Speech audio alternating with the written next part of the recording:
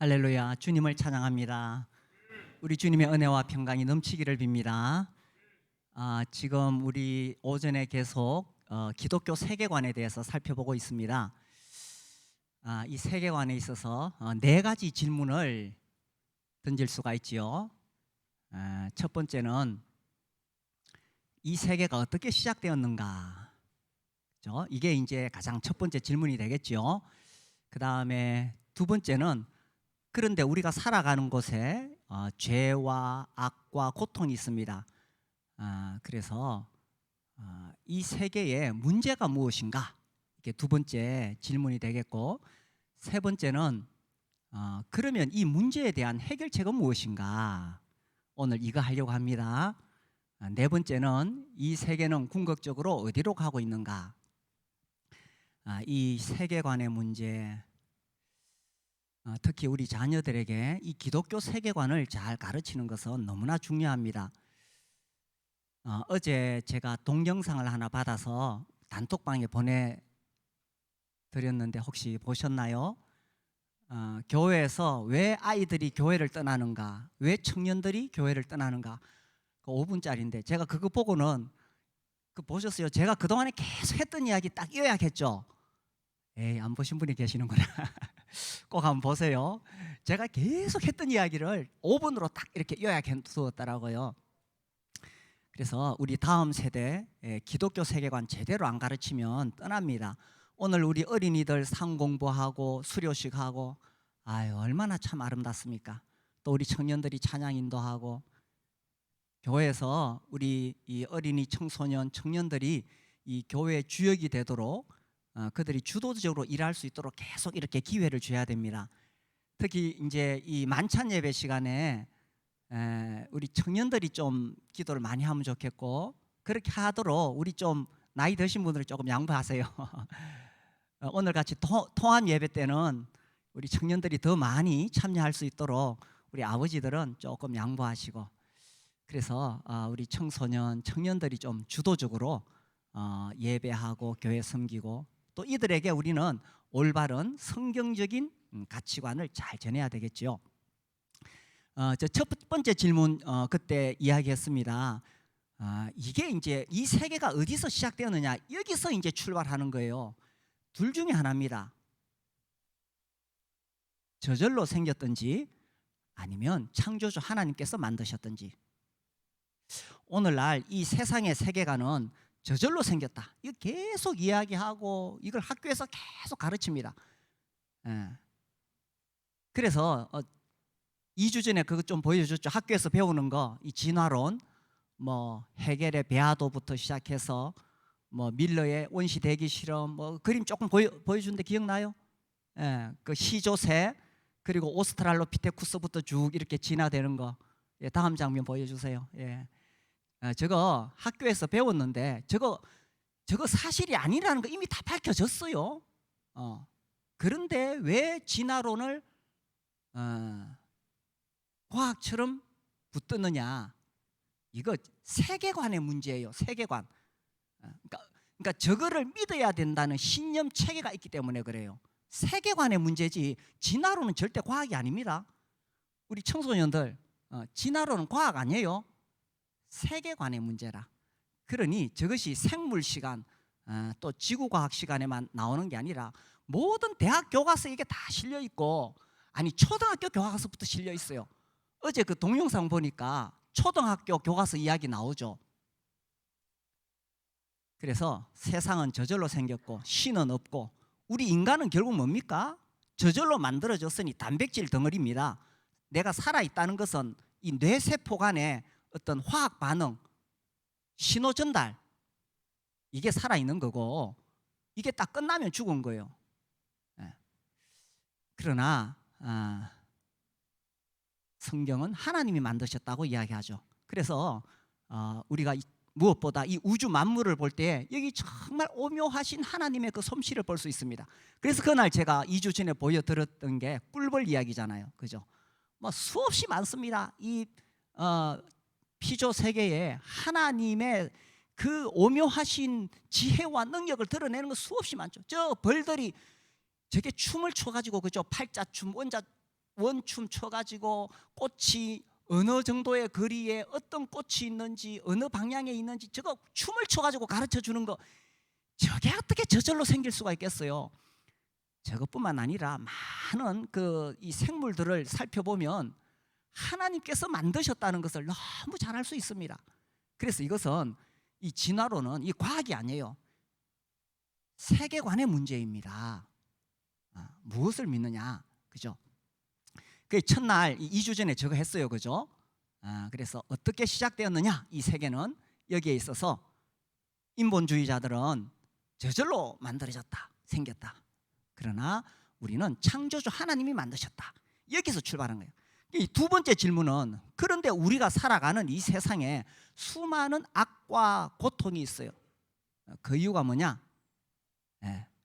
인본주의자들은 우리 인간은 본래 선하게 만들어졌는데 이 사회가, 이 제도가, 이 법이, 이 사회 구조가 사람들이 악하게 살도록 한다는 거예요.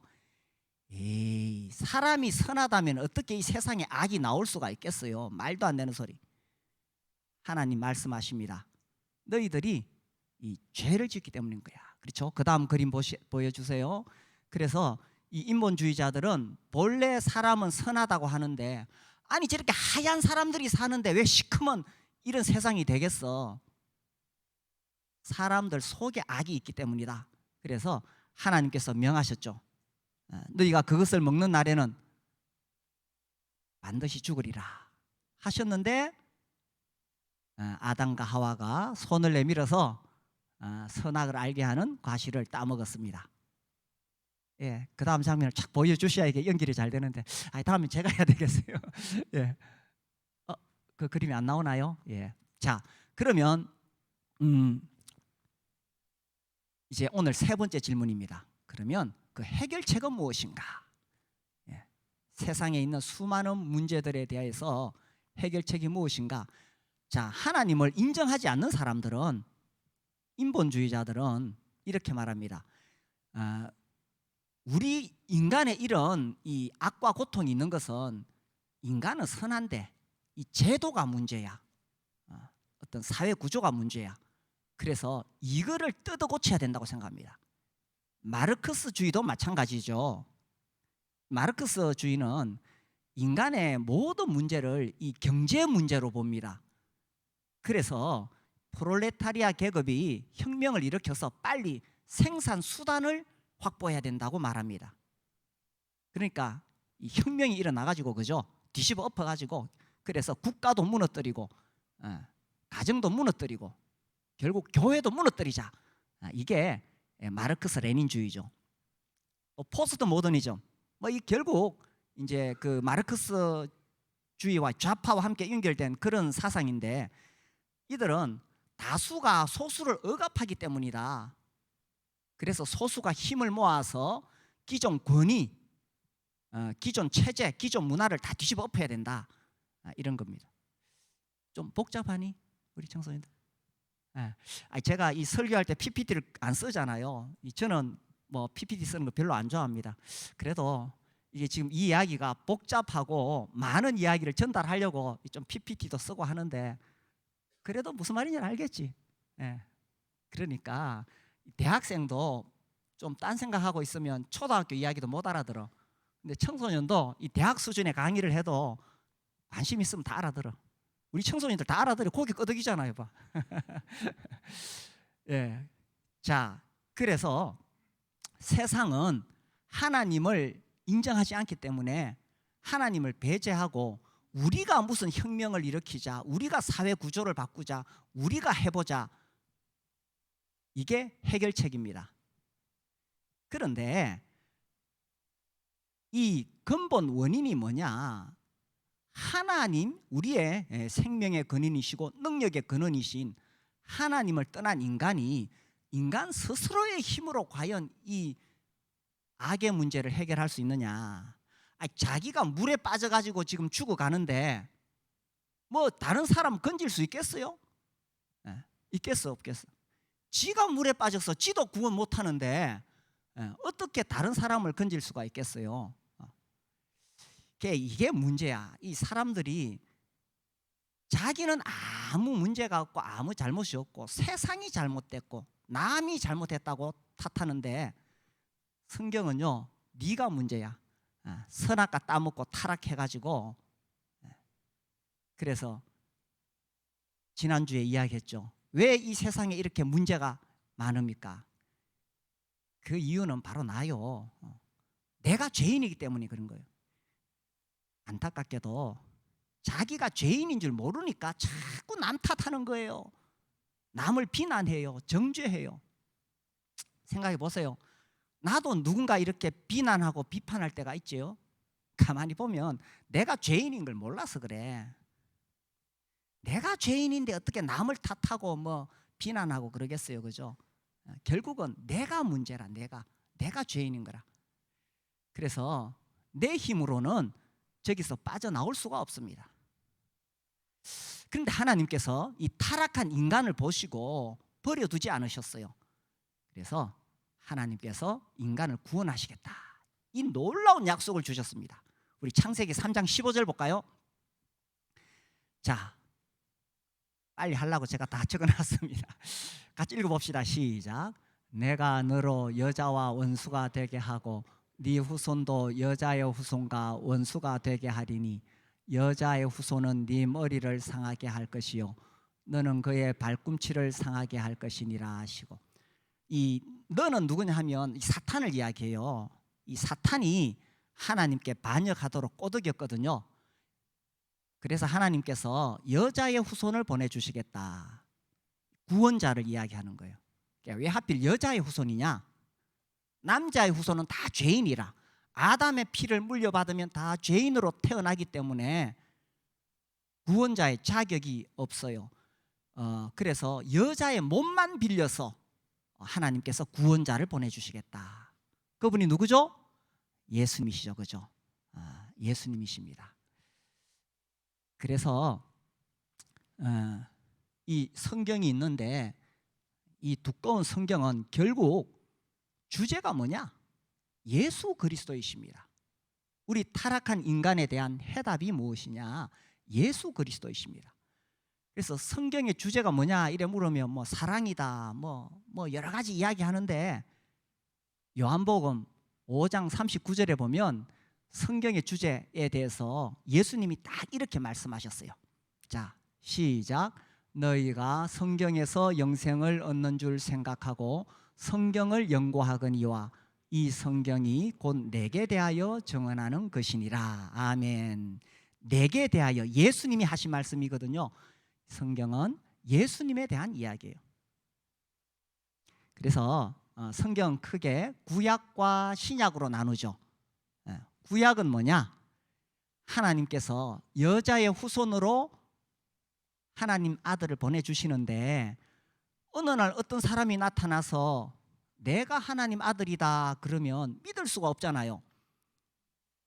그래서 구약에 하나님이 보내주신 그 구원자가 어떤 분이신지를 상세하게 예언을 해놨어요. 예언. 어디에 탄생하시고 어떻게 살고 마지막에 어떻게 죽으시고, 특히 죽음에 대한 예언이 상세하게 나와요. 아니, 하나님 아들이라 그래놓고 죽어버리면은 이 뭐 하나님 아들인지 아닌지 알 수가 없잖아. 그래서 특별히 예수님의 그 죽으심에 대해서 상세하게 나와요. 그래서 약 300가지 예언이 나와요. 구체적으로는 109가지라고 말합니다. 제가 살려보지는 않았어요. 하여튼 그런 것도 살려보는 사람이 있는가 봐. 그래서 구체적으로 어느 때에 어떤 동네에 어떤 식으로 태어나실지부터 시작해서 다 예언이 돼 있어요. 그리고 신약은 뭐냐? 예수님이 진짜 그 예언한 그대로 살아가셨다는 것을 이제 입증하고 있는 거예요. 그래서 이 성경은 예수님에 대한 이야기. 그래서 그 해결책이 무엇입니까? 그것은 하나님께서 보내주신 예수님이다라는 것입니다. 자, 이제 우리가 여기서 이제 본격적으로 예수님이 누구신가에 대해서 한번 생각해 보려고 해요. 교회 오래 다니신 분, 또 이제 우리 교회에 오신 지 얼마 안 되시는 분, 다시 한번 처음부터 생각해 봅시다. 특별히 이제 우리 교회 오신 지 얼마 안 되시는 분들 오늘 정말 잘 들으시고, 아직 침례받지 않으신 분들 오늘 잘 들으시고 정말 인생의 중요한 전환점이 되기를 바랍니다.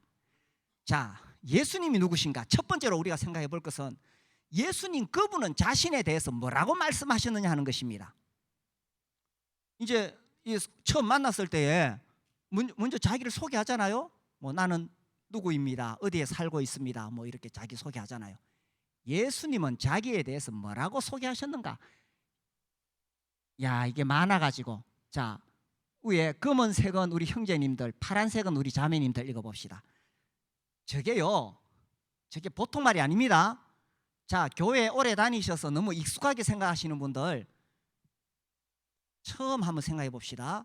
저게 보통 말이에요. 저렇게 이야기하시다가 보통 말이 아니죠. 자, 한번 같이 이제 번갈아 읽읍시다. 우리 형제님들, 자매님들 시작.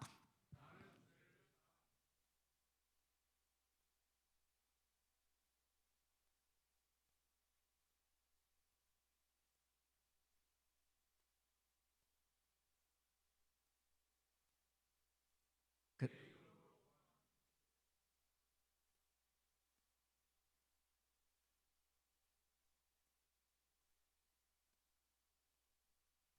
예, 여기 끝입니까? 그 뒤에 한 번 더 있죠. 예, 한 번 더. 예, 예. 자, 이것도 읽어봅시다. 시작.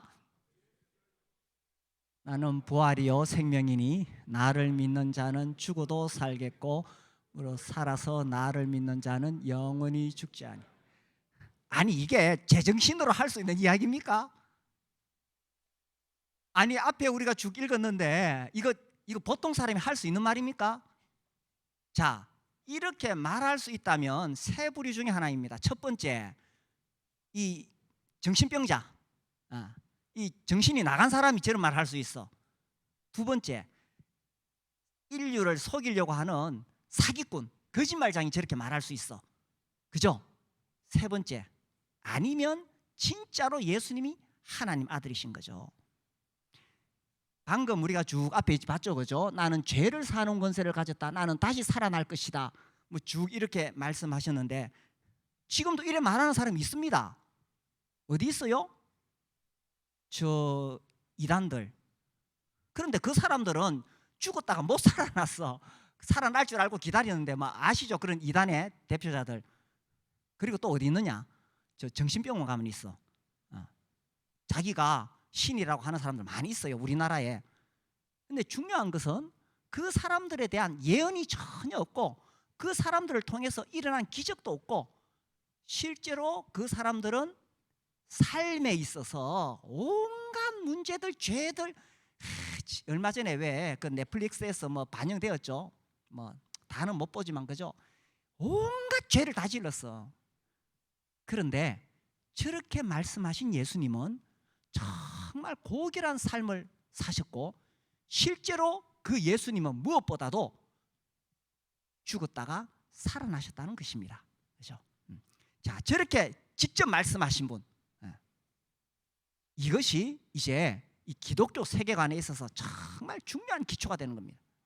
저분이 누구냐? 거짓말장이냐? 미치광이냐? 아니면 진짜 하나님의 아들이냐? 자, 우리 교회 처음 오셔서 아직 침례 안 받으신 분들 가만히 한번 고민해 보십시오. 이 셋 중에 어느 쪽으로 받아들이시겠습니까? 자, 그런데 놀라운 것은 저렇게 엄청난 선언을 하시고 또 예수님 이 땅에 계셨을 때에 많은 기적을 일으키셨어요. 중풍병자 일으키시고 나병 환자 고치시고 심지어 죽은 사람을 일으키셨어요. 살리셨어요.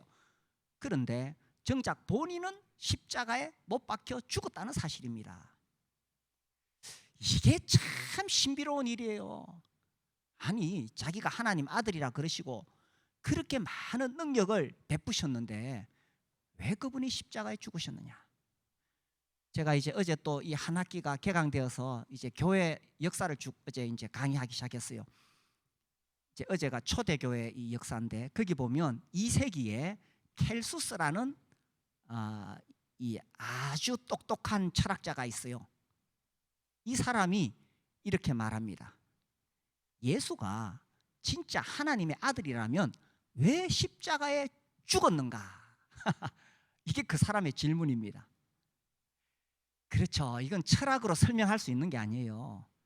왜 하나님 아들이라고 하는 그가 십자가에 못 박혀 죽었느냐 하는 거예요. 하나님이 계시면 당장 살려내지. 이게 바로 기독교 세계관의 신비라는 것입니다.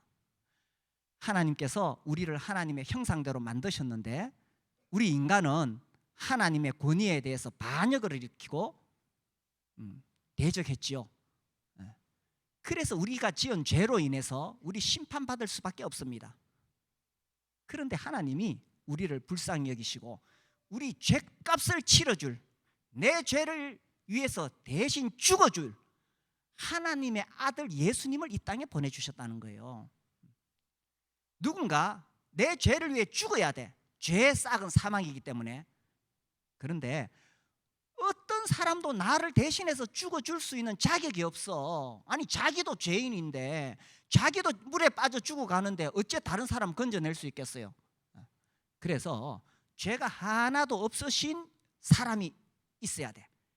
그래서 하나님 아들 예수님이 인간의 몸을 입고 이 땅에 오셔서 십자가에 죽으셨다는 거예요. 자, 이게 이론적으로는 말이 되는 것 같아. 논리적으로는 말이 되는 것 같아. 그런데 이건 정말 신비로운 일입니다.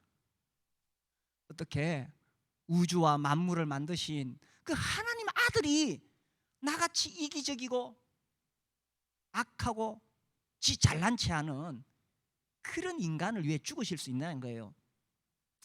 그래서 하나님의 이 사랑을 좀 더 쉽게 설명하려고 많은 이야기들이 있어요. 많은 예화들이 있어요.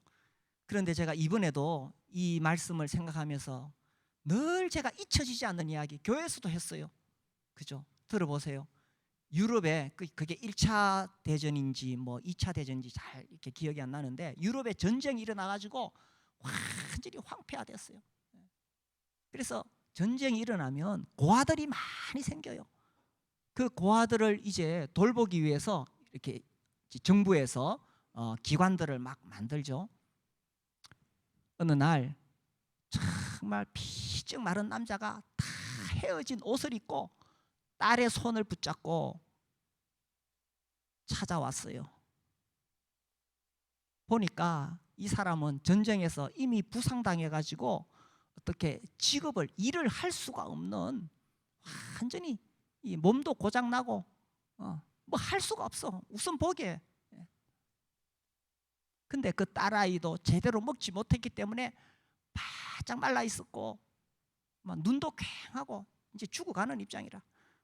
그래 이 아빠가 딸의 손을 잡고 와가지고 내 딸을 여기 좀 맡길 수 있느냐. 최소한 먹을 거는 주니까. 그러니까 이제 거기서 이렇게 심사하는 사람이 이렇게 보고는 안타까운 이야기를 해요. 선생님 참 죄송합니다. 우리가 저런 아이들을 먹이려고 이 기관을 운영하는데 법적으로 부모 중에 한 사람이라도 살아있으면 안 됩니다. 부모가 없는 고아만 우리가 받아줄 수 있습니다. 그러니까 이 아빠가 그 이야기를 듣고는 잠시 생각을 했습니다. 그리고 앉아서 그 어린 딸아이를 꽉 안았어요. 그리고 일어나서는 이렇게 대답했습니다. 그렇게 되도록 하겠습니다. 처음에 저는 책을 쭉 읽어가다가 이게 무슨 말이야? 그렇게 되도록 하겠습니다 하고 그 남자는 딸아이를 남겨두고 밖으로 나갔습니다. 그 뒷이야기는 충분히 상상이 가죠. 저는 예수님이 우리를 위해 죽으시고 하나님이 우리를 구원하시려고 자기 아들을 십자가에 못 박았다는 말씀을 생각할 때에 늘 이야기가 떠오릅니다. 그렇게 되도록 하겠습니다. 이게 부모의 마음이에요. 그죠? 아빠의 마음이고 엄마의 마음이에요. 자식 키워보니까 알겠죠. 그죠? 내 자식 살리려면 뭔 짓을 못하겠어. 우리 하나님도 하나님의 형상대로 만든 우리를 살리시려고 자기 아들을 십자가에 내어주신 거예요. 우리 주님 십자가에 죽어주신 거예요. 자, 그런데 이야기가 여기서 끝나는 것이 아닙니다. 우리 예수님은 십자가에 죽으시고 사흘 만에 다시 살아나셨습니다. 우리 인간의 한계, 우리 인간이 아무리 발부둥 쳐도 벗어날 수 없는 죽음, 사망의 권세를 깨뜨리시고 부활하셨어요. 자, 죽은 사람이 살아났다. 이거 상식적으로 이해가 안 돼요. 이거를 과학적으로 입증할 수 없어요. 그러나 이것을 확실하게 할 수 있는 방법이 뭐냐? 증인들이 있다는 거예요. 증인들이 예수님의 부활을 수많은 증인들이 봤다는 거예요. 자, 우리 같이 읽어봅시다. 시작. 성경대로 그리스도께서 우리 죄를 위하여 죽으시고 장사 지낸 바 되셨다가 성경대로 사흘 만에 다시 살아나사 게바에게 보이시고 그 후에 500여 형제에게 일시에 보이셨나니 그 중에 지금까지 대다수는 살아있고 어떤 사람들은 잠들. 자, 500여 형제에게 일시에 보이셨는데 사도 바울이 저 고린도전서를 기록할 때 그 중에 지금까지 대다수가 살아있다. 거짓말 할 수가 없는 거예요. 자, 어떻게 기독교가 생겼느냐? 어떻게 교회가 세워졌느냐? 이건요, 그 당시 역사와 성경책을 면밀히 분석할 때에 이건 예수님의 부활이에요. 부활. 예수님이 다시 살아나지 않았으면 끝이에요. 그걸로. 우리 주님은 평소 살아계실 때에 수차례 5번에 걸쳐서 그분이 십자가에 죽으실 것과 다시 살아나실 것을 계속 말씀하셨어요. 그런데 제자들은 못 알아먹었기 때문에 주님이 십자가에 죽으실 때 다 도망갔어요. 다 도망갔어요. 그런데 어떻게 그들이 변화되어 가지고 교회를 세울 수 있습니까? 그들은 분명히 봤습니다. 우리 주님이 다시 살아나신 것을. 이걸 보고 막 베드로부터 시작해가지고 3번 부인했던 베드로부터 시작해가지고 확 변화되었죠. 예수님 살아나셨다. 살아나셨다. 그래가지고 이걸 전하기 시작했어요. 그래서 증인들이 너무 많은 거야. 500여 형제가 일시에 받고 살아있어. 내 말 못 믿어? 저기 가봐. 가서 직접 본 사람 만나봐. 그리고 그들은 이 진리를 위해서 목숨까지 바쳤습니다. 그들은 그 짓을 위해 죽을 수 있는 용기 있는 제자들이 아니었어요. 그런데 왜 그들이 기꺼이 순교했습니까? 그들은 진짜 예수님의 부활을 본 거예요. 그래서 이제 이런 걸 또 막 학문적으로 논리적으로 파고드는 사람들이 있어요. 이 사람들이 사복음서와 사도행전 주위의 여러 기록들을 막 연구해보니 이건 지어낸 이야기가 아니야. 이건 거짓이 될 수 없어. 그래서 이런 식으로 또 예수님의 부활을 입증하는 많은 학자들도 있습니다. 그래서요, 신을 믿지 않으려면은 기본적으로 3가지를 보여줘야 됩니다. 첫 번째, 이 우주 만물 창조된 세상에 하나님이 만드셨다는 그 증거를 반박할 수 있어야 돼. 그런데 이 우주 만물을 연구해 보면 이건 저절로 생길 수가 없어. 이건 곳곳에 하나님의 숨결이 숨어 있어. 두 번째, 이 성경의 예언이 틀렸다는 걸 입증해야 돼. 그런데 성경의 예언이 역사 속에서 그대로 이루어져 갔어요. 무엇보다 예수 그리스도에 대한 그 예언이 다 이루어졌어요. 세 번째, 예수의 부활이 거짓이라는 걸 입증해야 돼. 예수님의 부활이 사실이라는 것, 이것 때문에 복음이 전해지고 교회가 세워진 거예요. 그래서 이것이 기독교 세계관에서 가장 핵심적인 거예요. 성경이 하나님 말씀이고, 그리고 예수께서 부활하셨다. 자, 그러면 어떻게 구원을 받을 수 있느냐 하는 것입니다. 오늘 제목, 그 해결책은 무엇입니까? 무슨 이야기인지 이해되고 있지, 우리 청소년들? 그 해결책은 무엇입니까? 자, 제가 이렇게 자꾸 책들을 보고 생각하면서 제가 진짜 하나 딱 깨달은 게 있어요. 진리는 인격이시다. 자, 예수님이 요한복음 14장 6절에서 이렇게 말씀하셨어요. 뭐라고 말씀하셨느냐? 짠, 바뀌어야 되는데, 시작. 예수께서 이르시되 내가 곧 길이요 진리요 생명이니 나로 말미암지 않고는 아버지께로 올 자가 없느니라. 자 보세요. 저는 처음에 저걸 이해를 못했어요. 내가 길을 가르쳐 주겠다. 내가 진리를 가르쳐 주겠다. 이렇게 해야 말이 될 것 같지 않습니까? 아, 나만 그렇게 생각했나? 저는 처음에 저걸 보면서 약간 의아했어요. 그런데 저게 맞는 거예요. 진리는 어떤 개념이나 사상이 될 수 없어요. 어떤 개념이나 사상이 나를 못 구해줘요. 내가 어떤 지식을, 철학을 깨달았다고 해서 내가 구원받을 수 있는 게 아니에요. 진리는 나를, 이 죄악에 빠져있는 나를 건져줄 수 있는 한 인격자여야 돼요. 무슨 말인지 이해되니? 자, 그 초대교회 때 참 이 교회를 어지럽혔던 이단 분파가 있는데 영지주의라는 게 있었어요. 이 영지주의는 우리 인간이 몸 안에 갇혀 있는데 이 안에 있는 이 영혼, 불꽃의 파편이 이제 몸을 뚫고 나오는데, 그래 구원을 받는데 그러려면 어떤 특별한 영적인 지식을 알아야 된다. 그거를 자기들이 가지고 있다는 거예요. 구원의 열쇠, 어떤 영적인 지식을 딱 깨달아야 이제 구원을 받는다는 거야. 이게 영지주의예요. 이게 어떤 면에서 오늘날 구원파하고 비슷해요. 자기들이 마치 구원의 어떤 열쇠를 쥐고 있는데 그 지식을 딱 깨달으면, 구원받는 방법을 딱 깨달으면 구원받는다. 아닙니다. 구원은 내가 어떤 지식을 깨닫는다고 구원받는 것이 아니라 구원자이신 예수님을 인격적으로 만나야 됩니다. 그래서 물에 빠진 나를 내가 구원받으려고 수영교본 그 던져줘서 안 돼요. 아까 그 물에 빠져 죽어가는데 그 수영교본 펴고 어떻게 수영하는지 그거 배운다고 되겠어요? 이미 죄인으로 타락한 인간으로 태어난 내가 뭐 어떤 사상이나 철학이 나를 구원해 줄 수 있는 게 아니고 어떤 제도가 나를 구원해 줄 수도 있는 게 아니에요. 나를 건져낼 수 있는 인격자가 필요하다는 거예요. 그래서 진리는 어떤 개념도 아니고 어떤 사상도 철학도 아니고 인격이시다. 이해가 되니? 아이고, 역시 똑똑하면 우리 청소년들 중학생이지만 대학생 수준 넘어. 그래서 이제 시험에 이래 나와. 다음 중 진리에 대해서 올바른 것은 1번 진리는 개념이다, 2번 진리는 사상이다, 3번 진리는 철학이다, 4번 진리는 인격이시다.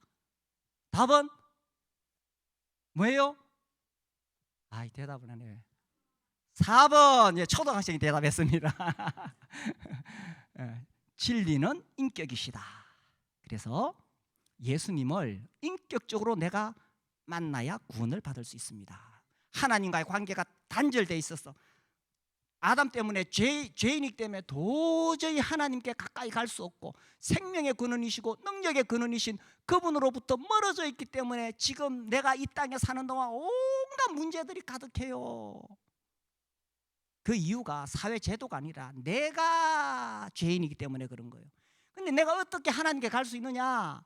하나님으로부터 오신 그 예수님, 인격이신 그분을 만나야 돼. 어떻게 만났느냐? 요한계시록 3장 20절 봅시다. 시작.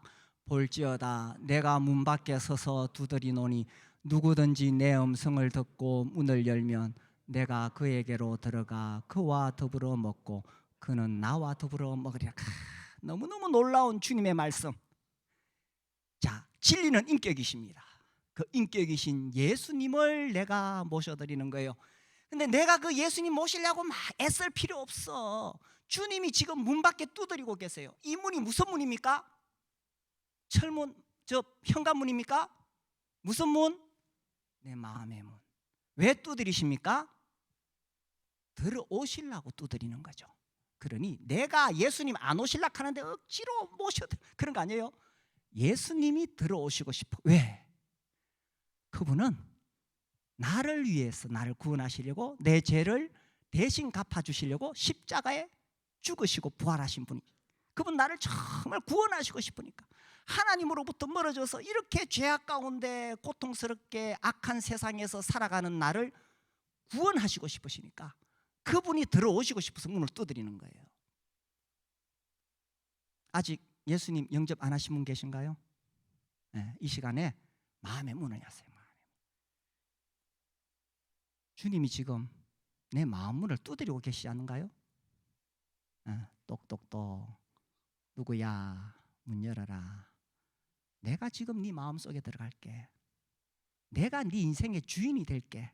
너 지금 쓸데없는 세상의 염려와 근심 속에 계속 고통스럽게 살잖아.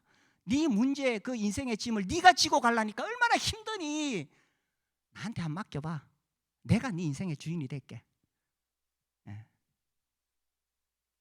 주님이 지금 내 마음에 문을 두드리고 계실 때에 마음의 문을 열어보세요. 그러면 내가 그에게로 들어가 그와 더불어 먹고 그는 나와 더불어 먹으리라. 자, 예수님이 십자가에서 이미 우리의 모든 죄는 다 갚아주셨어요. 세상에 내가 살아오면서 지은 죄, 앞으로 살아가면서 지을 죄, 하나님과 나 사이를 가로막고 있던 이 모든 죄는 이미 십자가에서 예수님의 피로 다 씻어주셨어요. 그리고 그분은 우리 인생을 얽어매고 있던 이 죄와 온갖 세상의 악한 것들로부터 나를 해방시키시기 위해 사망 권세 깨뜨리시고 부활하셨어요. 그래서 이제 예수님을 내 마음속에 모시면 그분이 내 인생을 책임지시는 거예요. 그리고 이제 우리는 이 세상에 살면서 세상에 썩어질 영광을 위해 사는 것이 아니라 하나님의 형상대로 우리를 만드셨잖아요. 이 형상이라는 말이 권위, 통치 이런 의미도 지니고 있어요. 이것은 하나님이 우리 인간을 만드셔서 이 피조 세계에서 하나님을 대신해서 통치하는 그런 사람으로 우리를 만드신 거예요. 그래서 다스리라 하셨잖아요. 창세기 1장 28절에. 그런데 죄로 인해서 우리 인간이 다스리는 것이 아니라 다스림을 받게 되었어, 피조 세계로부터. 그러나 이제 예수님을 영접하게 되면 우리의 하나님의 형상이 다시 회복되는 겁니다. 이제 우리가 이 땅에서 빌빌거리면서 사는 것이 아니라 이제는 이 땅에서 하나님의 대리인으로서 통치하며 사는 거예요. 이것이 기독교 세계관에서의 삶이라는 것입니다. 이제 예수께서 나의 삶의 중심에 오셔서 그분이 내 삶을 주도하시고 인도하심으로 때로 사는 동안에 어려움도 있고 문제도 있고 수능도 치야 되지. 그렇지만 이제는 예수님이 내 삶의 주인이시기 때문에 그분이 인간의 마지막 한계인 사망까지 깨뜨려 주셨기 때문에 우리가 예수님을 믿는 믿음에 굳게 서면 어떤 환난과 고통과 죄의 유혹과 세상의 욕심에서도 우리는 넉넉히 하나님의 형상을 가지고 승리하며 사는 겁니다. 예수님을 모셔드렸습니까? 사망 권세를 깨뜨리신 예수 그리스도가 참으로 내 인생의 주인이 되셨습니까? 예수님을 영접하시고 승리하는 삶을 살 수 있게 되기를 바랍니다. 기도하겠습니다.